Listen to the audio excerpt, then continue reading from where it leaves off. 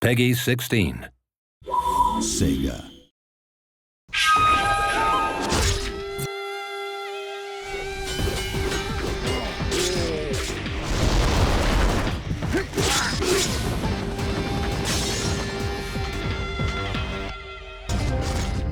Shinobi is very fundamentally a side-scrolling action game. Even from the very original incarnation in the arcade, we wanted to preserve the core combat elements that made the first game so popular. So the strong melee combat system up close, and then the ranged throwing stars, or in our case throwing knives, to balance out sort of that melee combat. I think if you mention Shinobi to anyone on the street, like, have you played this game? Did you own a Genesis? Like, most would say yes.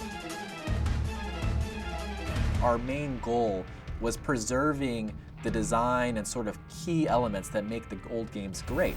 And that's fundamentally the great and tight combat systems, the interesting locations that you go to, the very cool enemies that you come across, and also that feeling of being just a badass ninja. We want you to be cool, we want you to feel awesome when you're playing this game.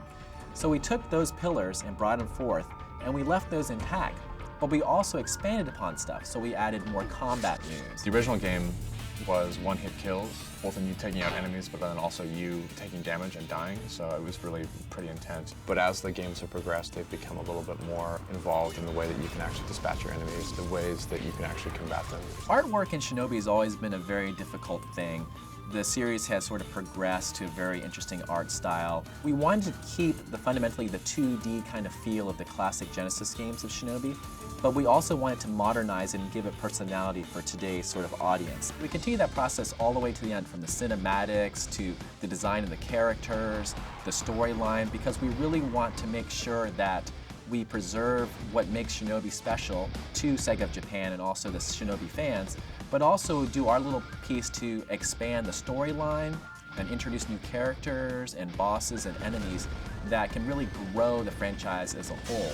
We're expanding the lore of Shinobi, we're expanding the characters, we're expanding the backdrop. We have a game that started on the arcades that is very like a quarter muncher. Once they hit you, you're dead. There's a lot of interesting aspects of the 3DS that compelled us. There was the 3D aspect of the system, and we felt that that could add a nice sense of depth to the worlds that we're building for Shinobi. And then you have the touch controls, you have the gyroscope, and being able to add those new gameplay mechanics into the classic sort of action in Shinobi was another compelling feature. This game is Shinobi. I mean, we had a really passionate development team. We had the support of Sega of Japan the whole way through and the whole IP holders. So it is a Shinobi title. It may have been developed by a Western studio, but we took what was great about the old Shinobi titles and we made them better.